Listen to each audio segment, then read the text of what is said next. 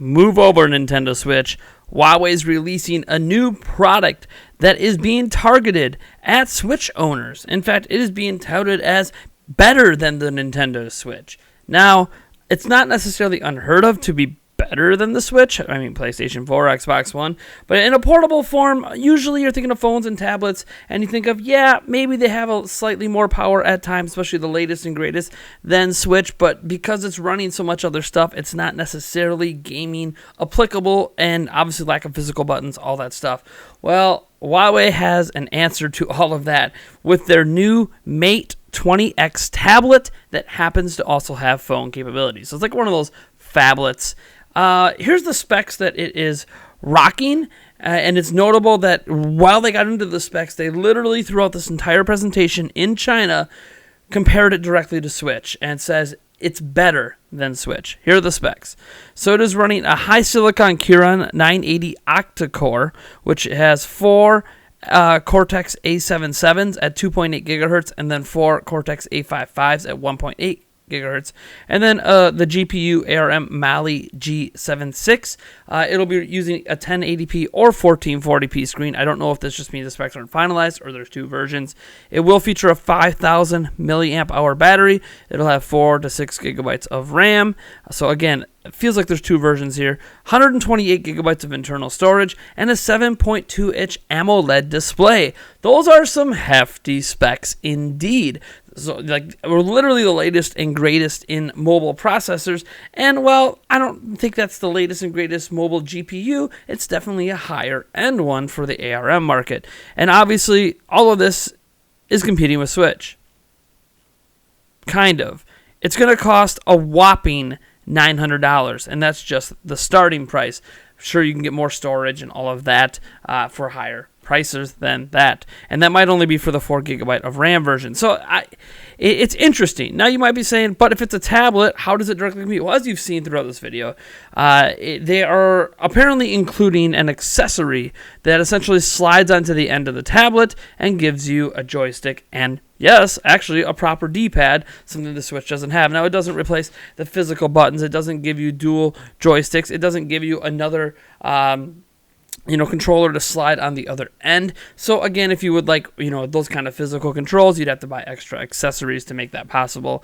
But it's interesting because in the comparison, they talk about how the Switch, with 720p screen, the battery life is, less than half of what the Mate 20X has in similar games like Arena of Valor that happens to be on both platforms and all that stuff. And what I think is interesting here isn't so much that they're making a gaming tablet, right? Like, this is what this is. This is a high-end gaming tablet. I don't think there's anything wrong with a high-end gaming tablet. I think the interesting point is trying to compare it directly to Nintendo Switch when you are charging significantly more. I mean, Switch is $300. You're charging $600 more for the base model, and obviously a game like Arena of Valor will probably be better on that platform, but you're not giving us any other, like some people were joking about in a thread on Reset Era about it, like, oh my gosh, you can finally play Candy Crush in glorious 1080p on a 7.2-inch screen. I mean, it's a joke. You've been able to do that for a long time.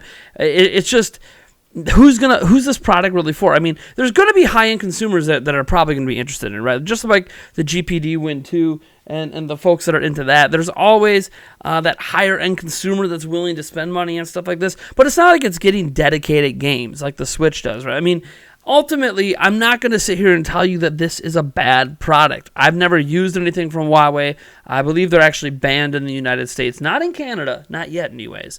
But I don't get why they're going after the Switch, especially like announcing this in China and stuff like that, where Switch is really only available in Hong Kong, right? People are importing it to other parts of China, but it's really only legally available for sale in Hong Kong.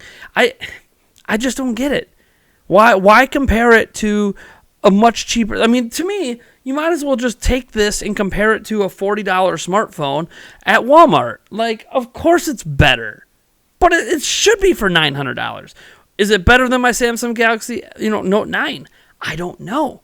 That, to me, I'm like, I could plug a controller accessory into my Galaxy Samsung Note 9. Is it better than that?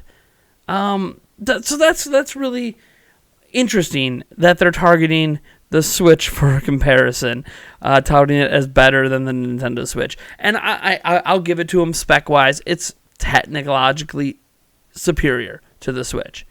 But I would sure hope so for $900.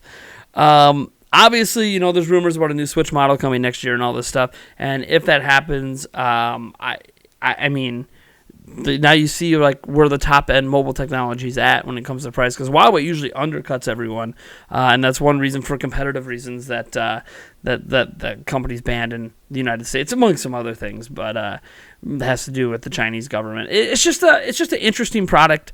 And an interesting marketing scheme. And by no means am I trying to rag on the product itself. I don't have it in hand. I don't know. It's probably really good. Why wouldn't it be? If you like gaming on tablets, maybe this is one of the best gaming tablets out there. Maybe this is better than even something like the new Razer phone that just came out.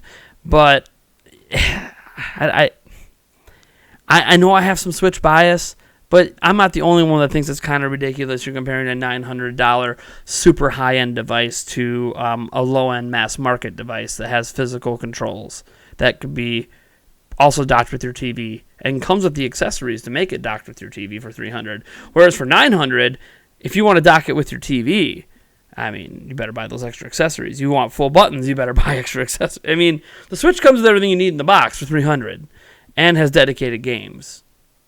This doesn't. So I don't know. That's just my 2 cents on this.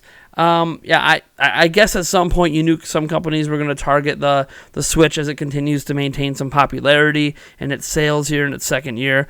And obviously Nintendo knows the Switch isn't just competing with PlayStation 4 and Xbox One. It is competing with phones. It is competing with tablets.